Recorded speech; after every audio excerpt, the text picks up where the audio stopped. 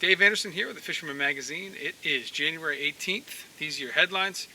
We will be at the Hartford Boat Show this weekend at Mohegan Sun. That's Thursday through Sunday. Hope to see you guys there. Also, this cold snap has got ice fishermen hoping that they can walk on water soon, so we'll see if that happens. And freshwater fishing's been good throughout Massachusetts and Connecticut. Stay tuned for all that and more on this week's New England Fishing Forecast. The Fishing News is sponsored by these fine partners.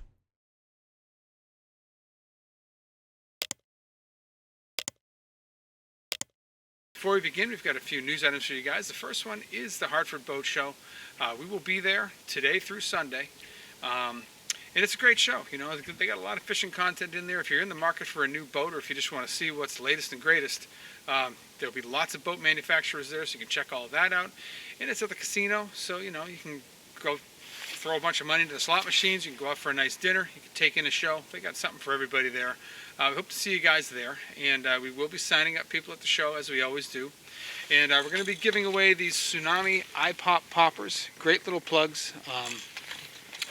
And you're also going to get a $20 gift card to Surehold, which is going to be some cleaning products for your home, your boat, or your car. And, you know, when you combine those two things, it's already over $30, $29.95 for the year. And you're going to get 12 issues sent to your house, the paper ones, you know, like magazines. And you're also going to get 26 digital editions sent to your email box. It's the best $30 you can spend in fishing. So stop on by. We can talk some fishing, sign you up, and hope to see you guys there. Next up, we'll do a quick check-in with Jenni Ackerman, hear what's going on in her latest edition of Open Boat. Hi everyone, welcome to this week's Open Boat. This is part one of the Mentor Talk. Today I'm here with Ray from Grumpy's. He is my mentor for not only blackfish jigging, for like a ton of saltwater fishing tactics that I do, like pitching up current, just blackfishing. And today he's going to be talking about jigging for blackfish. Ray has caught some absolute slobs on the jig. Yes. Before the jig or even blackfishing was publicly known. Ray is an absolute pro with jig fishing. And basically, Ray, what is your go-to setup? You have it here. So I start with the rod. So I love something 7 foot, something rated up to about 2 ounces. This particular setup is a 7 foot. I teamed it up with a 3,000 size reel, 20-pound braid. Braid is probably the most important thing when it comes to jigging, because if you have too heavy of a braid, it's going to be tough to get that lighter jig to the bottom. So something up to 2 ounces, 7 foot, 3,000 series reel. Some guys will do 4,000 series, and I do 20-pound braid. Okay, so how heavy of a jig do you go? What's like your limit on ounces for a jig? There's tons of different styles of jigs out there right now. A lot of the jigs that you'll see in tackle shops are going to be in that 1 ounce to 2 ounce range. I don't go anything bigger than 2 ounces when it comes to jigs. I think that kind of defeats the purpose of the whole thing. I always start off with a 1 ounce jig, depending on the conditions. If it starts scoping out, then I'll go to something a little bit heavier, but I always start with a 1 ounce jig. So another little debate within the blackfishing world is the type of bait that you choose. There's white leggers, there's green crabs, there's hermits, there's spiders, there's even some shrimp. Yep. Secret shrimp, if you don't know. Yep. So what, with like a crab for like a jig, like with the rig you can do a ton of different, you can do 2 halves or whatever. How do you bait a jig? So I have like a mental checklist in my head when I go blackfishing. I always start with a whole crab. I'm always looking for that big fish when you first get set up. So I'll start with a whole crab, crush it up, step on it a little bit, see what happens. And the biggest thing with blackfish that I can recommend to everyone is watch around you too. Don't be afraid to watch other people that are on the boat, because they might be doing something different and getting a bite. So I always start with a whole crab, I step on it, see what happens. If it starts, you know, you don't feel anything, no scratches, no bites, then I go to a half a crab. Step on it. Stepping on it is probably the most important thing. It just mushes it up a little bit, especially this time of the year in January. The cod get a little bit lethargic. They want a softer bait.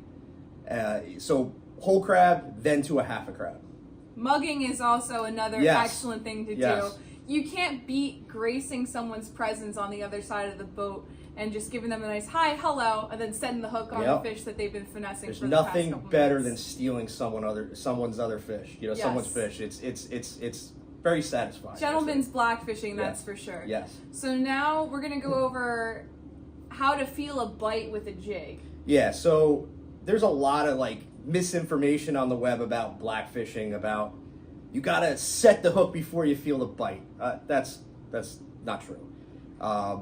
The thing is, when you drop a jig down to the bottom, right out of the gate, you're probably going to feel some scratches. Typically, that's for gulls, but that's okay because they're kind of setting it up for the blackfish.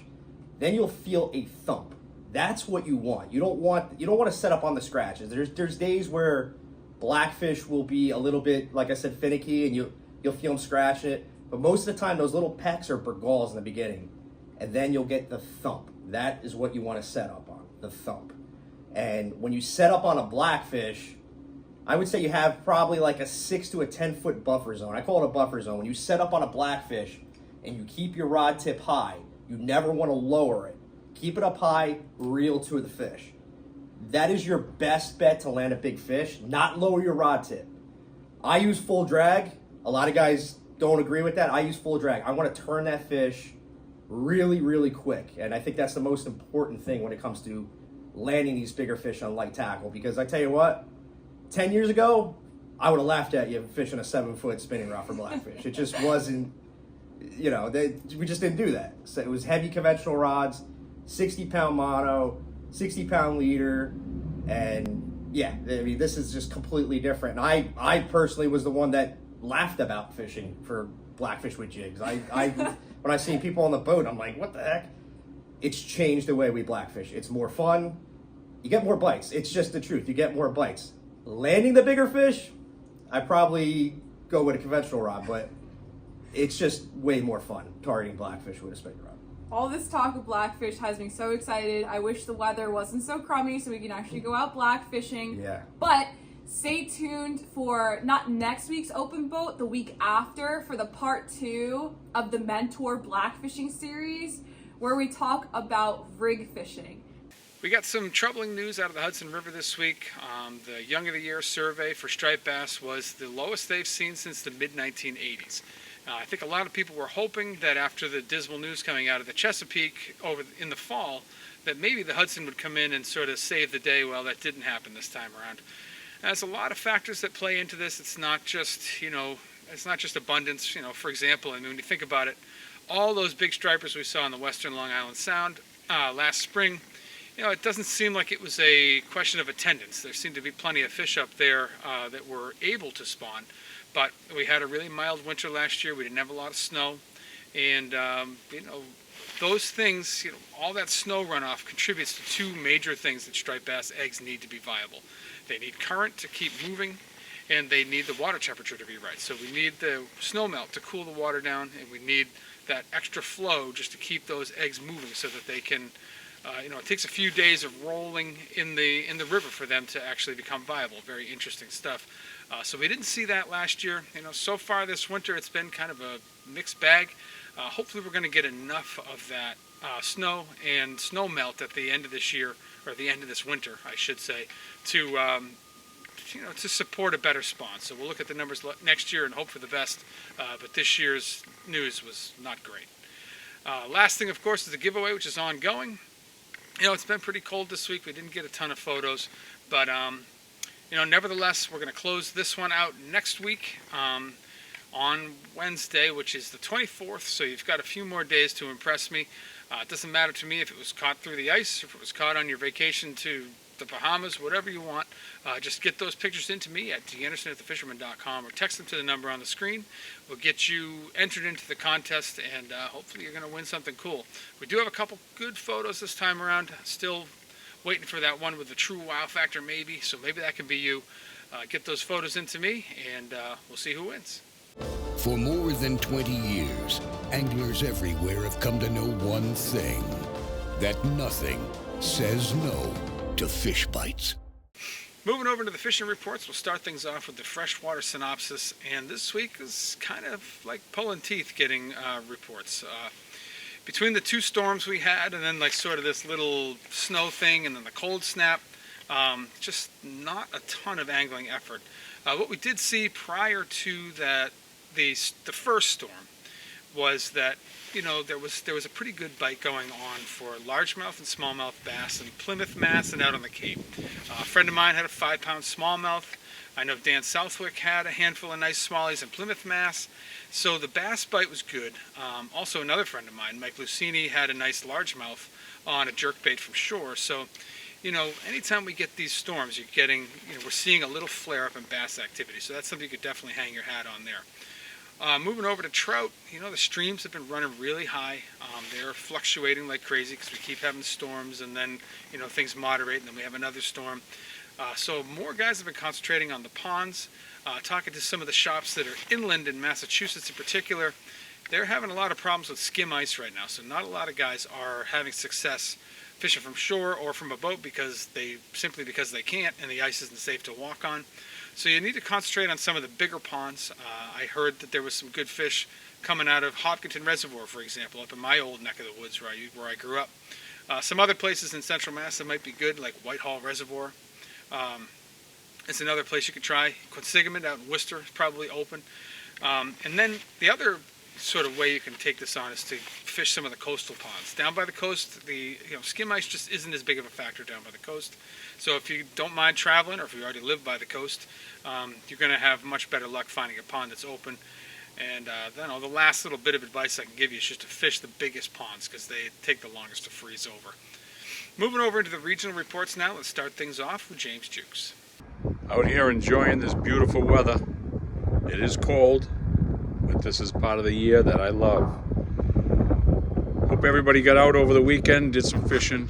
I took a trip to New York, had some fun with some friends down there.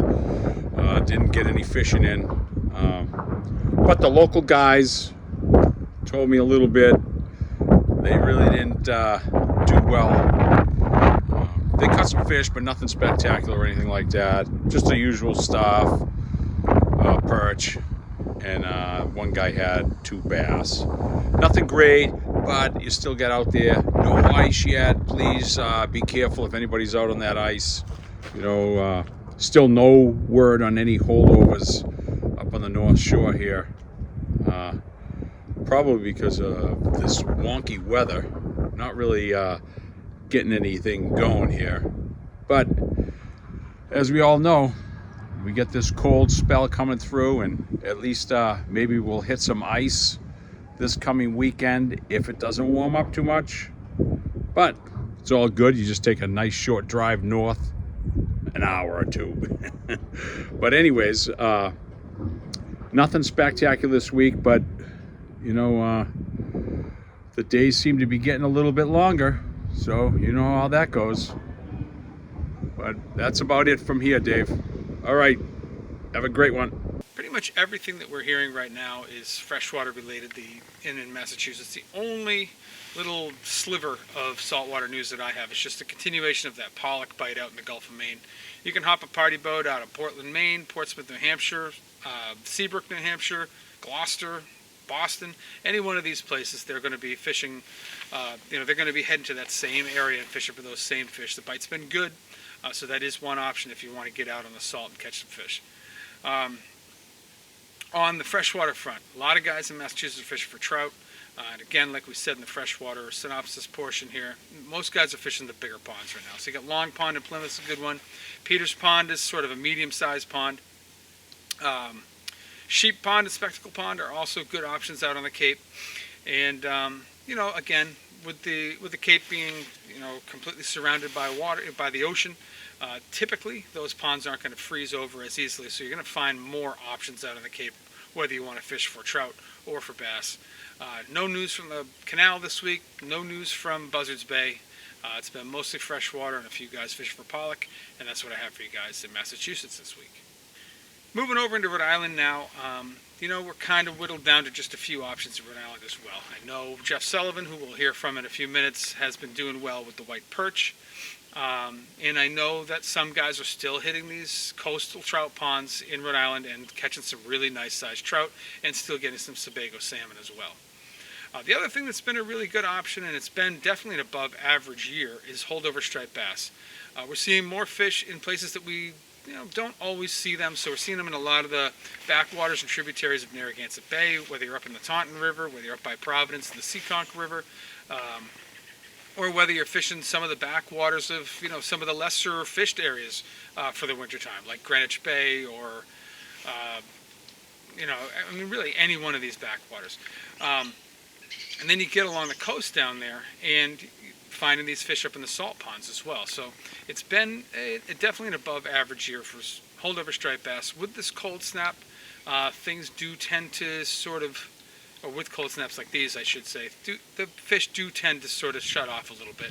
But prior to this last storm, we saw some good fish coming out of several locations along the coast for striped bass.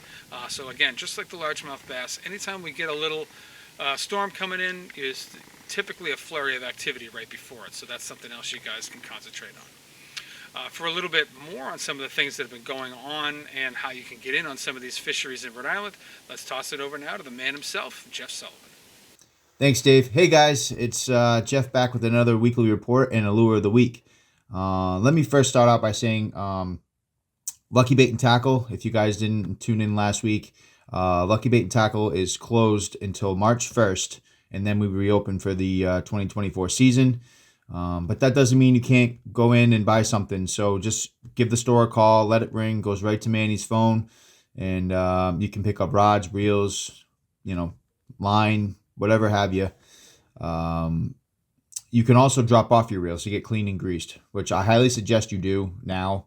Now that's the off season, and you don't want to be the person to do it last minute when the fish show up, because it gets busy, it gets hectic, and the line of reels end up being kind of crazy. So get them in there, get them clean, get them greased, and also Crafty One Customs. Ralph decided to close down for the month of January to give us all a break. But he will reopen February 1st. I'm not sure about the hours yet, but he'll post online, so stay tuned. And same thing goes for Ralph in Crafty One. If you need something, just give Ralph a call. He'll be happy to help you. Run to the store, get you what you need to get. All right. So the lure that I choose in January pretty often is the hair jig. Whether it's, this is made out of deer belly hair. As you can see, the hairs are very spongy, so they shoot back up, and it looks like a bug, So what I like to effectively fish these is around trees, under trees, around the banks. It just looks like mini bait fish or larvae or, little things that trout feed on. I don't just go to a random pond and just chuck these out in open water and see what happens. I mean, you will get bit, but it's just, I fish these strategically. I fish them, like I said, I fish them under trees, around structure. It just looks like mini bait fish and larvae and bugs falling off trees that the trout sip on. They're very effective through the ice. I'm going to be going out this week trying these through the ice while we have some ice, hopefully.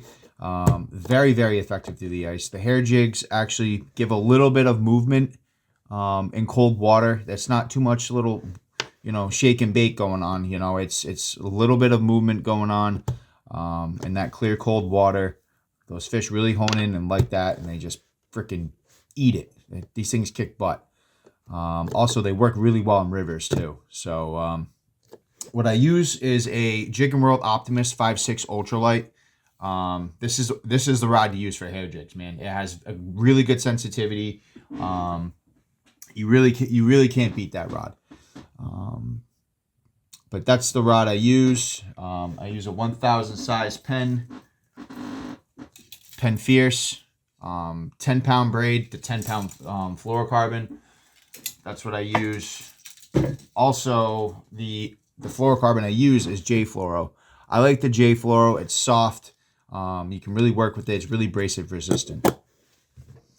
But they be stocking Melville ponds. They'll stock in 10 other ponds. 11 total ponds this week. So Sebago salmon, rainbow trout, and brook trout.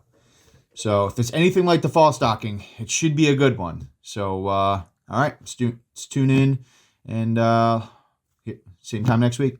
Thanks, Dave. Hey, guys. Nice to be back again. I got to tell you, it's been really slow here in the East Bay with fishing. Been trying to talk to a bunch of my buddies who've been doing some holdover fishing in the Providence River, and they weren't even doing good. I'm not sure if it's because the water is stained really bad, and from all the rain and snow and just weird weather we've been having. It's really putting a halter to some of the fishing in the area, and I get it. Today I tried to get out, and actually it was skim ice. So we go from like warm to cold, skim ice, can't fish. There are a couple of guys that are catching some fish in Melville Pond, and then a couple of the other local ponds over in the East Bay, Brickyard Pond and the Warren Reservoir. But that was like pre-ice. So white perch inside the Warren Reservoir. There's still some good trout fishing in Melville Pond. And I'm sure, Dave, you're going to talk about it with, some other guys talking, fishing in Rhode Island also, down in South County. But this week I'm actually getting ready to go to Florida for my annual Florida fishing trip. I'm going to do it in January this year. The weather looks pretty good for my upcoming trip in the 70s. I'm going to be fishing in Tampa Bay. And some of the ponds where my father-in-law lives, will be staying with him. And there's a lot of ponds where he lives in the gated community. So there's opportunities for me for bass fishing. And there's all of Tampa Bay. There's lots of inlets, places to kayak in, lots of little small rivers, estuaries. The fishing's been pretty good. There's a lot of reds around. There's some snook hiding in there. A lot of snapper. So I'm looking forward to getting out of this cold and getting into some warm air. So I will be reporting to you guys from Florida next week, and I hope you all catch some fish in this cold weather. So tight lines. And to wrap things up in Rhode Island, let's take a little ride out on Block Island Sound with John Lee. Hey, it's John Lee, JL Charters, January 17th. I'm out here on the pilot boat. We're running back in from east of Block Island, and the water's still stirred up from that last blow we had. And there's really not much out here this time of the year. I see little groups of Bonaparte gulls, a couple of loons, but it's definitely feeling like a midwinter ocean. Just not a whole lot going on. I'm gonna start going through all my reels, do an inventory of my tackle. But yeah, it's not a bad day out here today. Kind of a west wind, maybe 15 to 20 knots. Alrighty, hope all's well. Take care. Bye-bye.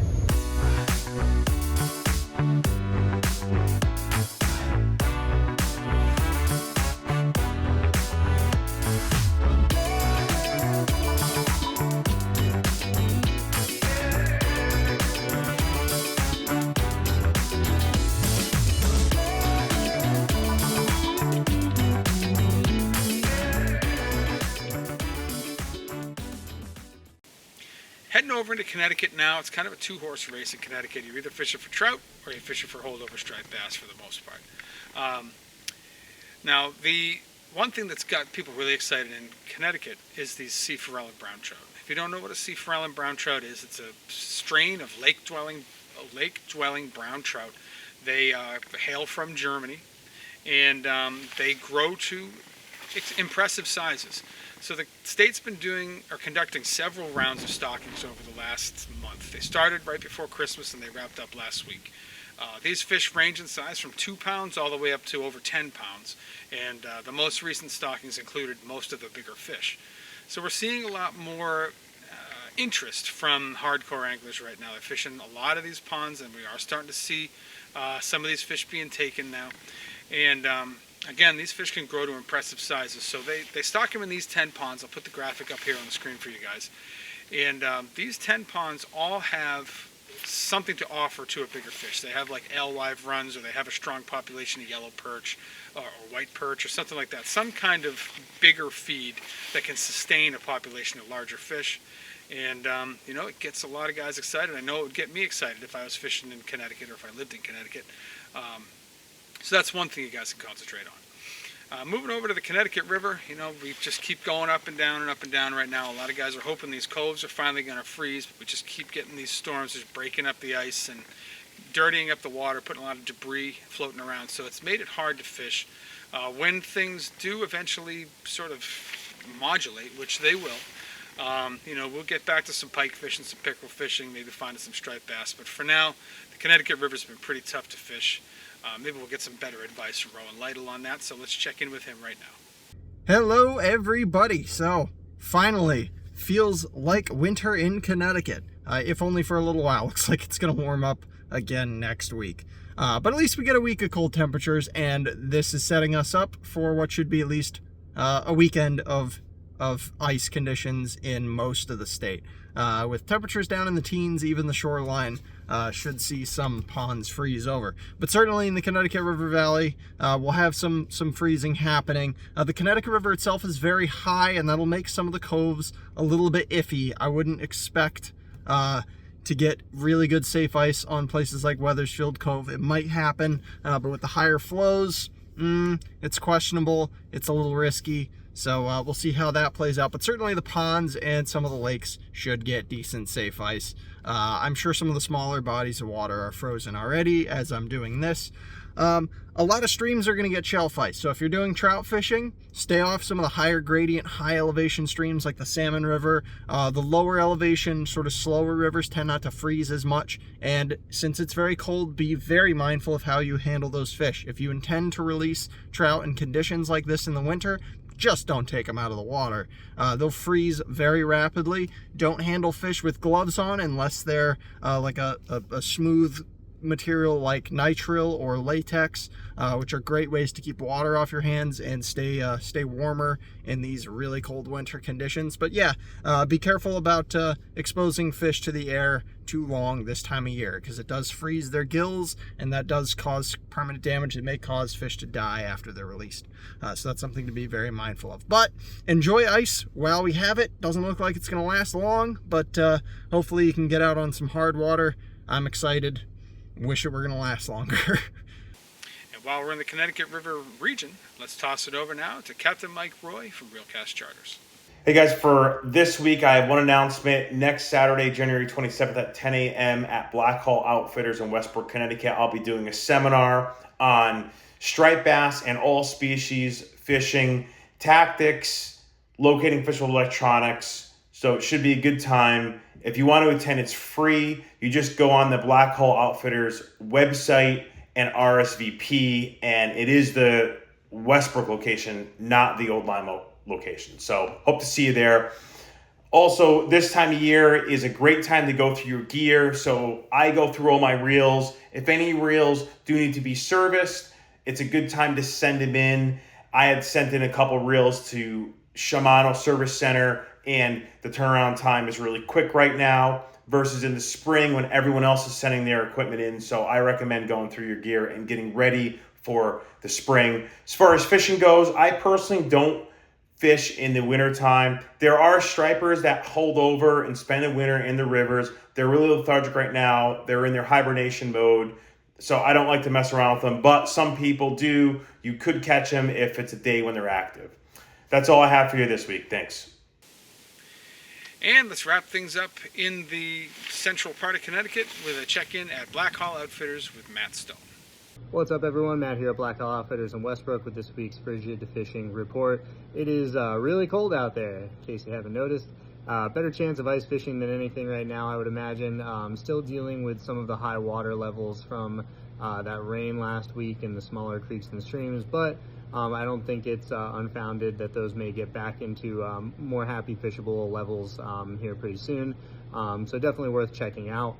Beyond that, kind of your normal winter pursuits. I haven't been out recently because of the weather and the ice, but maybe we have some safe ice here, or maybe we get a bit of a warm up and can get back out into some open water.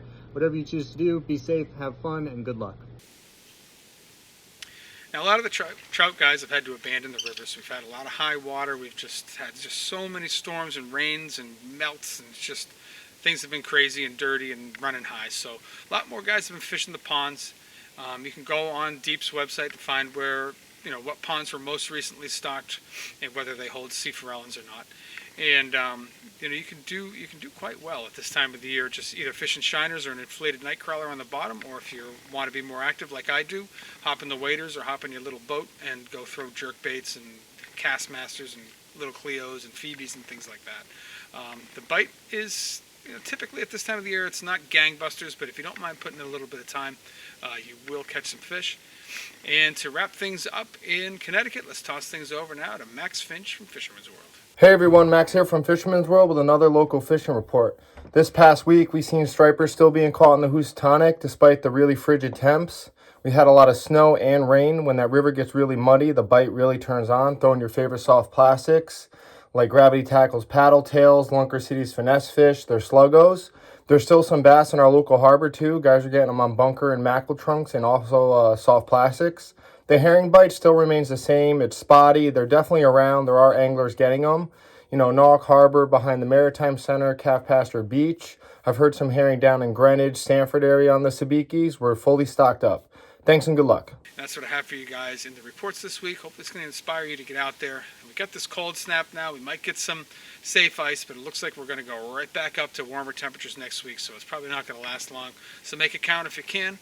If you're not a subscriber to The Fisherman, I highly recommend you head over to our website. That's thefisherman.com. You can see everything that we offer. We cover all the fishing from Delaware up to Maine. We do travel pieces that reach outside the region. We cover all angling disciplines from fly and surf to offshore, inshore, freshwater, kayak, paddleboard. We do all kinds of boat reviews. I mean, it's all covered there.